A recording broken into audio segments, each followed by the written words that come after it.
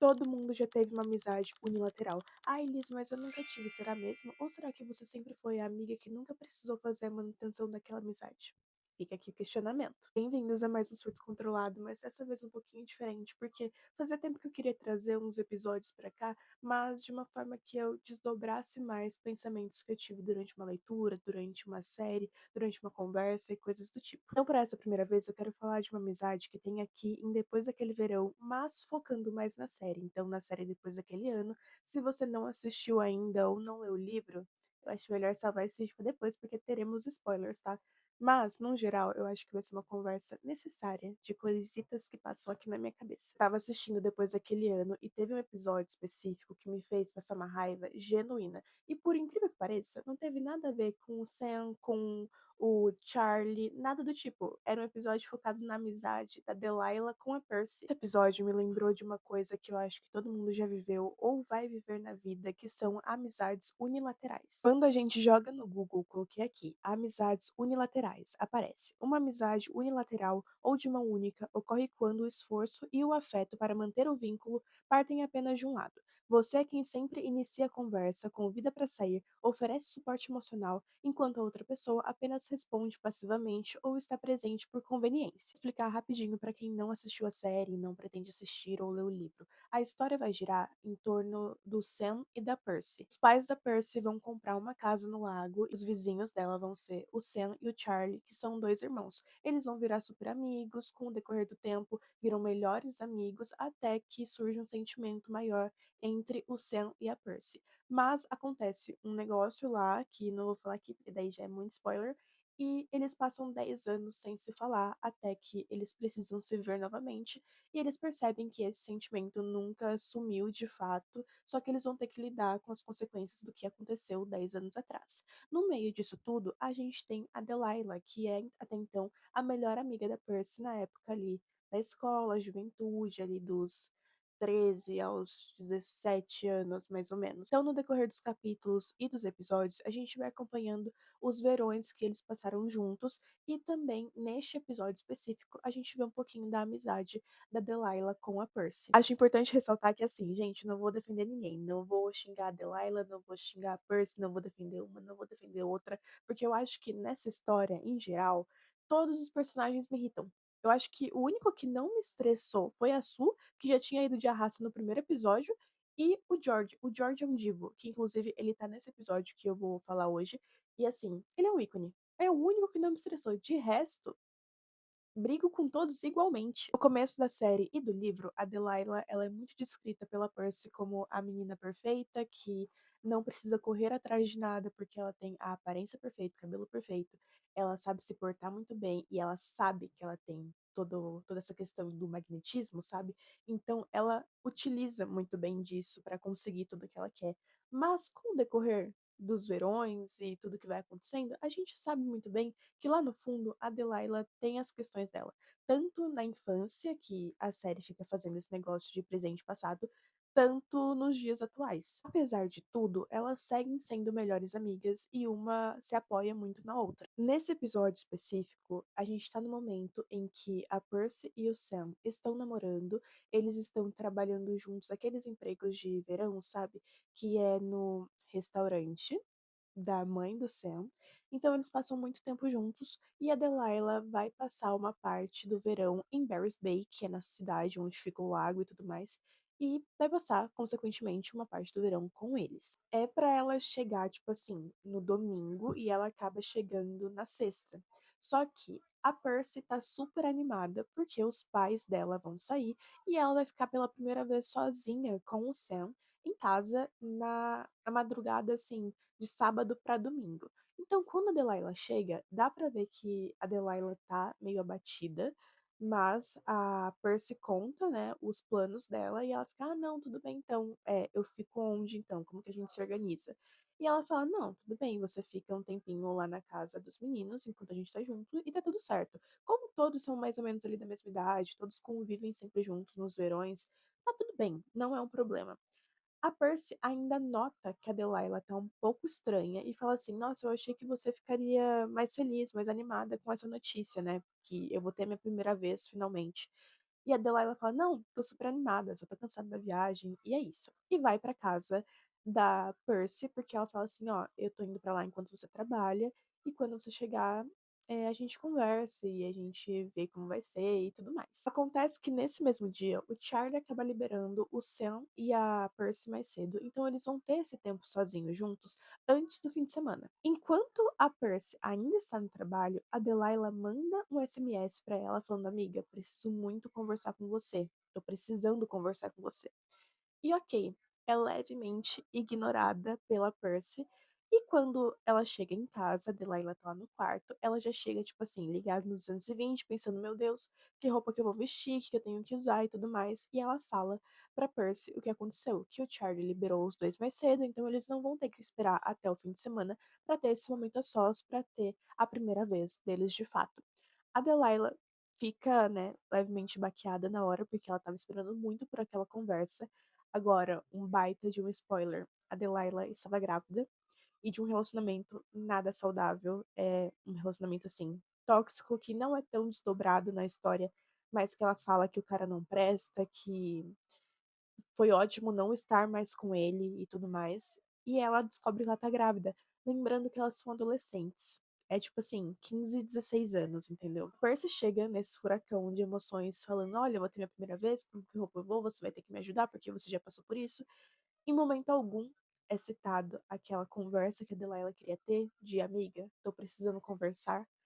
Em momento algum, a Percy se lembra disso, ela só tá focada que ela tá em um relacionamento e ela vai ter a primeira vez dela.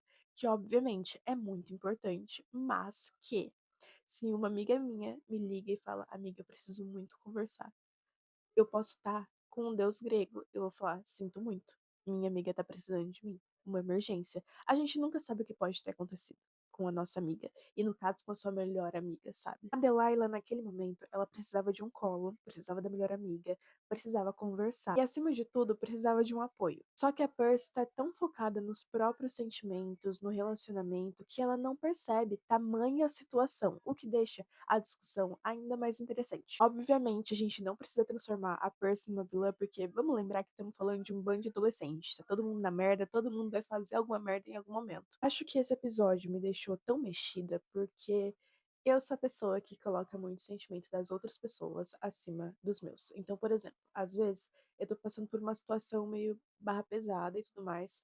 Só que eu sei que alguma amiga minha também tá passando por uma situação difícil. Então, eu não vou encher o saco dela pra falar, amiga, preciso desabafar. Ou se ela vem desabafar pra mim, eu raramente vou falar, amiga, hoje eu não tô conseguindo ouvir e te ajudar. Porque eu sempre acho que a situação do outro vai ser mais pesada do que a minha. E depois dessa conversa que a Delilah tem com a Percy de ajudar com o que ela precisa ali, preparar ela para a primeira vez antes da Percy ir para casa do Sam, quando a Percy sai de casa, a Delilah começa a chorar e pega as coisas dela para colocar no carro e ir embora de Barry's Bay. É neste momento que entra o nosso divo maravilhoso, o George, que tem uma certa queda ali pela Delilah. E ele percebe que tá acontecendo alguma coisa, porque a menina está, né, chorando horrores ali. Então ele conversa com ela e ela se abre para ele. Ali nasce também uma amizade muito forte, só que neste momento o George meio que surta e vai atrás da Percy, tipo assim, minha filha, a tua melhor amiga está lá sofrendo, passando por uma barra pesadíssima e você quer saber de transar?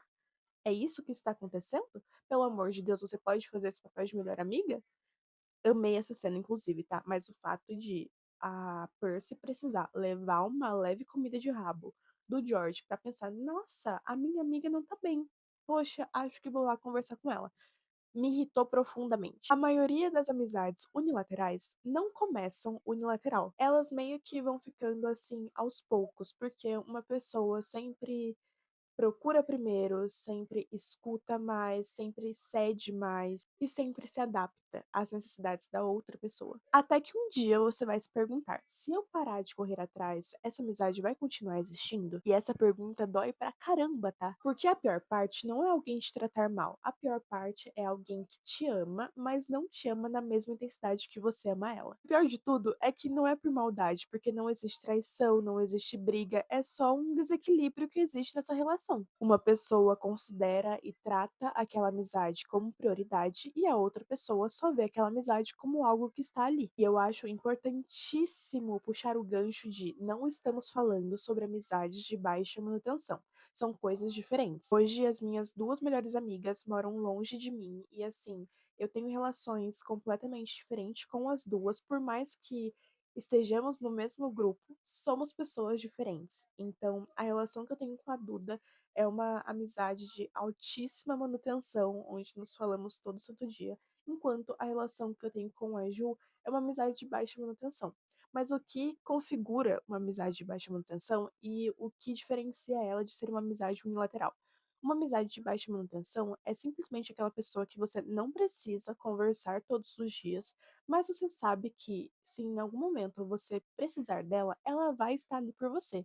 E eu sei que neste momento, enquanto eu estou gravando este vídeo, se eu pegar o meu celular e falar, Ju, aconteceu algo, preciso de você, em 40 minutos ela vai estar na minha casa, entendeu? Da mesma forma que eu sei que em uma amizade de alta manutenção, como a que eu tenho com a Duda, se eu ligar para ela e falar, amiga, estou no meio de uma crise, por mais que ela esteja lá no sul, ela vai passar quantas horas forem necessárias comigo em FaceTime até eu melhorar, como já aconteceu diversas vezes. As duas situações, estando presente todo santo dia, conversando todo santo dia ou não, são pessoas que eu sei que eu posso contar nos momentos bons e nos momentos ruins também. Diferente de uma amizade unilateral, que talvez se eu ligasse falando, amiga, tô passando por uma barra, a pessoa ia falar, poxa, que pena, acontece, né? É a vida, ou algo do tipo, mas não vai estar ali para te dar o apoio que você precisa, sabe? Agora, uma analogia que eu sempre falei para as meninas é que assim, eu imagino a minha vida como prateleiras e eu sempre tenho o mal de colocar as pessoas em prateleiras muito mais altas do que as que eu tô